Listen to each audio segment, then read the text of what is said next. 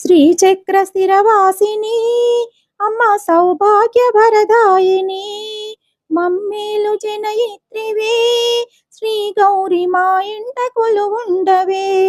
శ్రీచక్ర స్థిరవాసిని అమ్మ సౌభాగ్య వరదాయిని మమ్మేలు జనయిత్రివే శ్రీ గౌరి మా ఇంట కొలువుండవే.